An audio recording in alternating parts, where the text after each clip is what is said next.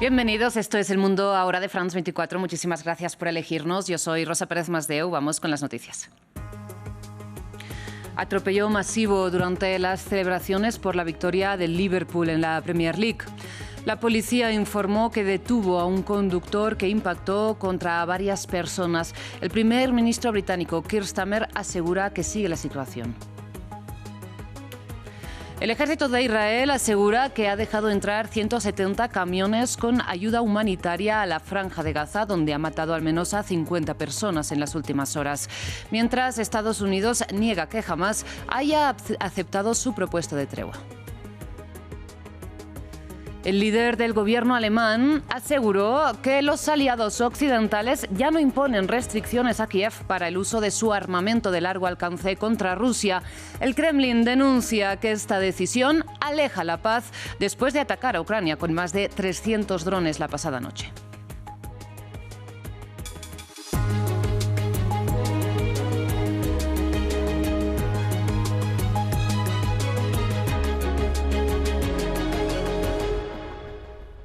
Iniciamos las noticias en Reino Unido porque un coche atropelló a una multitud en el centro de Liverpool durante las celebraciones del título de la Premier League inglesa. Conectamos a esta hora con nuestra corresponsal en la capital británica, en Londres, Luisa Pulido. Luisa, buenas tardes, buenas noches para ti. ¿Qué se sabe hasta ahora? Son pocos los detalles que se conocen a esta hora, tras 4 horas casi después de esta tragedia. La policía mantiene gran presencia de efectivos en Water Street, en el centro de Londres, en el norte de Inglaterra, en el centro de Liverpool, en el norte de Inglaterra, donde se dio este atropellamiento masivo. Era una fiesta muy especial, como lo mencionabas, miles y miles de fans habían salido a festejar el triunfo del Liverpool y tenía un ingrediente adicional, y es que cuando el Liverpool ganó también un trofeo importante durante la pandemia, no pudo tener una celebración masiva por las restricciones de la pandemia del COVID, así que la celebración de hoy era doblemente especial, en la que particularmente había familias, porque hoy es un día festivo aquí en el Reino Unido. La policía está investigando los motivos de este hecho. Lo que se sabe es que sobre las 6 de la tarde un carro a toda velocidad atropelló a varias personas. No se conoce hasta esta hora cuántas ni el estado de salud.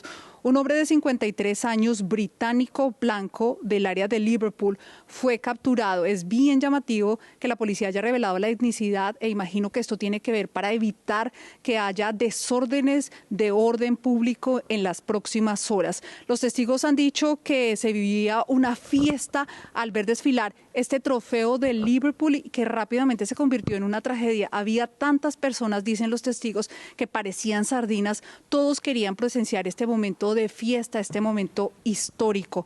El primer ministro Keir Starmer ha dicho que las escenas, las imágenes que se conocen de esta tragedia en Liverpool son espantosas. Han dicho que sus condolencias y están con los heridos y con los afectados, y también el club Liverpool ha dicho que está en constante comunicación con la policía y además está ofreciendo ese abrazo solidario con todos los hinchas que han resultado perjudicados. Como les digo, no se conoce hasta el momento cuántas personas han resultado heridas ni tampoco su estado de salud.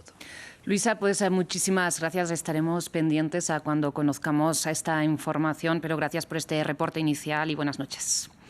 Cambiamos ahora de información porque el ejército israelí asegura que después de un exhaustivo control ha dejado entrar 170 camiones de ayuda humanitaria a la Franja de Gaza, donde en las últimas horas además ha matado al menos a 50 personas. Los convoys que ingresaron este lunes al territorio siguen siendo de la ONU, que señala que son insuficientes, sin embargo, para paliar la hambruna después de 2 meses y medio de bloqueo total.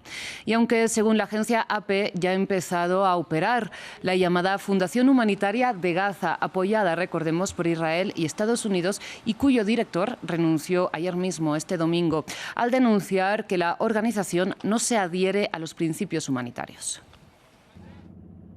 En su carta de dimisión, el director general de la Fundación Humanitaria para Gaza afirmó que el plan de ayuda no puede llevarse a cabo sin respetar los principios de humanidad, neutralidad, imparcialidad e independencia, principios que no está dispuesto a comprometer. Eso cuando se supone que el nuevo sistema de ayuda entró en vigor este lunes. Palabras que hacen eco de las críticas de la ONU y otras agencias implicadas hasta ahora en la distribución de ayuda humanitaria en la Franja de Gaza. El medio israelí Haaretz informó de que la fundación respaldada por Estados Unidos se encargará de la distribución a través de solo 3 centros inicialmente, en los campos de refugiados centrales y la zona de Al-Mawasi en el sur. Otro centro se abrirá en la ciudad de Gaza en una fecha posterior. Esto mientras las tropas israelíes aseguran y vigilan la distribución a decenas de metros por detrás de los distribuidores. Grupos humanitarios afirman que socava el principio de que la ayuda debe ser supervisada por una parte neutral y han criticado su limitado alcance. Hasta ahora, la Franja de Gaza disponía de unos 400 puntos de ayuda para alimentar a sus 2 millones de habitantes. ¿Cómo se supone que los ancianos que han pasado hambre deban caminar kilómetros y kilómetros para acceder a la ayuda humanitaria? ¿Cómo se supone que los niños que no tienen padres vayan a entrar en lo que pueden ser zonas militarizadas para recoger ayuda? Los puntos de distribución examinarán a las familias para ver si están implicadas con militantes de Hamás, posiblemente utilizando tecnología de reconocimiento facial, un intento de aislar al grupo de la población general. El actual plan humanitario de la Fundación Humanitaria para Gaza parece ser un esfuerzo por alimentar lo justo a los civiles gazatíes, de modo que la hambruna se dirija después con mayor presión a Hamás y sus operativos. A pesar de las afirmaciones de la administración estadounidense, el proyecto es una creación israelí y ha estado en marcha desde el comienzo de la guerra. No está claro quién financia la fundación, que ha contratado a empresas privadas con historias y patrocinadores cuestionables, como el personal de la antigua CIA, Blackwater y personal militar estadounidense, con protección del ejército israelí. También quedan preguntas sobre si estos contratistas armados, que serán los distribuidores de la ayuda, operarán bajo las reglas de enfrentamiento de Israel o bajo las suyas propias. Y mientras tanto, miembros del gobierno de Israel que quieren ocupar toda la Franja de Gaza y Cisjordania, como el ministro de Seguridad Itamar Ben-Gvir, participaron este lunes en las conmemoraciones del llamado Día de Jerusalén. Entre gritos de muerte a los árabes, ultranacionalistas israelíes celebraron la toma del este de esta ciudad en la Guerra de los 6 días de 1967. Recordemos que la ONU considera todavía a día de hoy que Jerusalén Oriental es un territorio ocupado. Marta Moya tiene el informe. Un día de Jerusalén protagonizado por los ultranacionalistas israelíes. El 26 de mayo marca la captura de Jerusalén Este por parte de Israel, incluida la Ciudad Vieja y los lugares sagrados para judíos, cristianos y musulmanes durante la Guerra de los 6 días de 1967. Preservaremos una Jerusalén unida e íntegra bajo la soberanía de Israel, y esto, por supuesto, también está relacionado con la guerra actual, la guerra de la resurrección.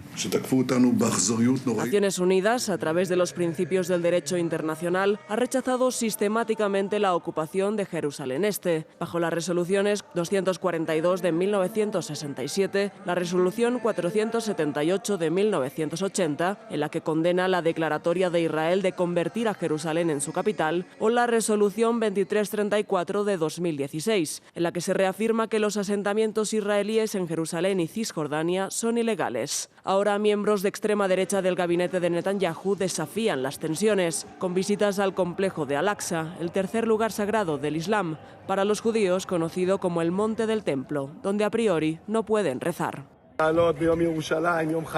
Hoy, gracias a Dios, es posible orar en el Monte del Templo, inclinarse en oración. Damos gracias a Dios por ello y seguiremos. Estamos aquí orando por la seguridad de los rehenes, para que todos regresen sanos y salvos a casa, por la victoria de la guerra.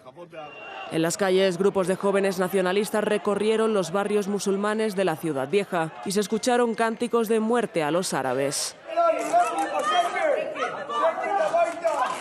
En medio de las tensiones por la escalada bélica en Gaza y la crisis humanitaria, los ultranacionalistas celebran su segundo día de Jerusalén desde el inicio de la guerra. Pasamos a noticias de la guerra en Ucrania, porque el presidente Volodymyr Zelensky denunció que la ofensiva con más de 300 drones que el ejército ruso lanzó esta pasada noche contra el territorio ucraniano no sigue una lógica militar, sino que sería una demostración de las intenciones de Moscú. Mientras el Kremlin acusa a los europeos de alejar la paz si dejan de imponer restricciones al ejército de Ucrania para que use sus armas de largo alcance contra Rusia. Esto después de que, aclaremos, el canciller alemán Friedrich Merz dijera que los países occidentales aliados de Ucrania ya no imponen límites en el alcance de las armas entregadas a Kiev.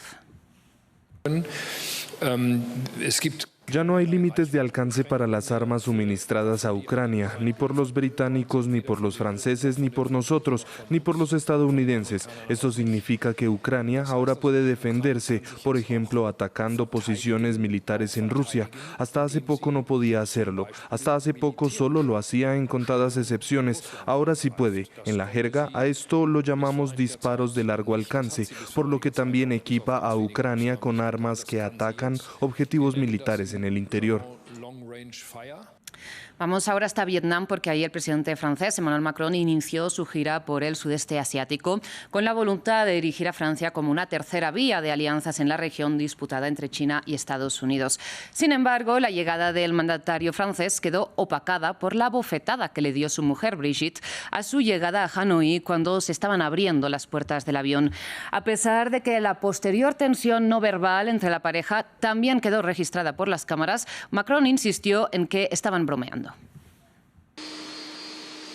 Es la primera vez que el presidente francés Emmanuel Macron visita Vietnam en el inicio de una gira por el sudeste asiático que incluirá Singapur e Indonesia. Pero el viaje está envuelto en una polémica por un video de la primera dama abofeteando a su esposo al salir del avión presidencial. Macron dijo que estaba bromeando con Brigitte y llamó a la calma. Nada de eso es cierto, solo bromeaba con mi esposa, lo hacemos seguido. El convulso arribo de Macron a la antigua Indochina francesa busca un orden basado en la ley en un momento de gran desequilibrio y de retorno a la retórica de poder y la intimidación, según el Elíseo. Francia ha reiterado constantemente este compromiso, el de la libertad de soberanía, que es fundamental en nuestra estrategia indopacífica. También es fundamental en el papel central que reconocemos en la ASEAN. Un mensaje directo a Beijing y sus disputas geopolíticas con países del sudeste asiático por el control del mar de China Meridional. El presidente francés apeló a la defensa del derecho marítimo internacional, en particular la Convención de las Naciones Unidas sobre el Derecho del Mar. Macron también pidió una cooperación más estrecha entre Vietnam y Francia. Los dos países firmaron contratos por valor de 9.000 millones de euros que incluyen los sectores de la aviación, energía nuclear y vacunación. El acercamiento de Francia y Vietnam se produce en medio de tensiones comerciales con Estados Unidos. Tanto París como Hanoi necesitan nuevos socios. Precisamente continuamos en Asia porque este lunes inició en Kuala Lumpur, en Malasia, la cumbre de países de la ASEAN, que agrupa, recordemos, a las mayores economías del sudeste asiático y que quieren crear un bloque unido para enfrentar la guerra arancelaria declarada por Donald Trump, mientras amplían sus lazos con China y con países árabes del Golfo. Jesús Yajure nos cuenta más.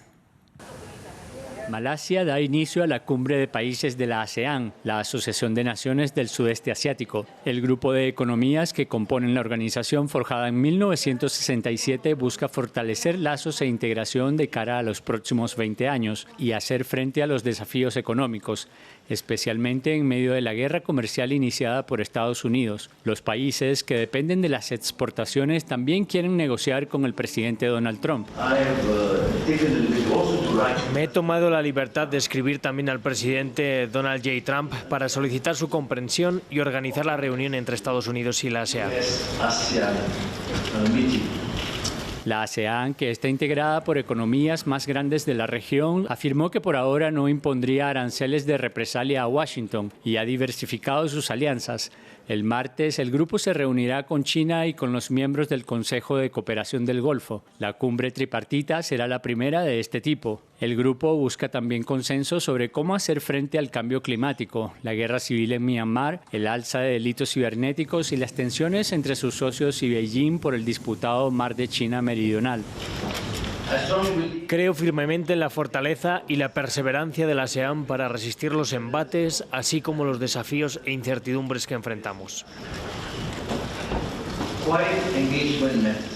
El diálogo discreto ha sido importante. Los pasos pueden ser pequeños y el puente frágil, pero como dicen, en materia de paz, incluso un puente frágil es mejor que un abismo cada vez mayor. Se prevé que en octubre de este año la ASEAN dé la bienvenida como miembro a Timor Oriental, la nación más joven de Asia. Y cerramos en China porque nos llegan imágenes que revelan la avanzada tecnología de los robots humanoides en el país. Esto que ven es un torneo de boxeo en el marco de la competición mundial de robots de China este domingo en Zhejiang. Como pueden observar en sus pantallas, las máquinas demostraron una amplia gama de habilidades en el ring. Con estas imágenes nos despedimos, pero enseguida regresamos con una nueva ampliación de la información internacional. Sigan con nosotros.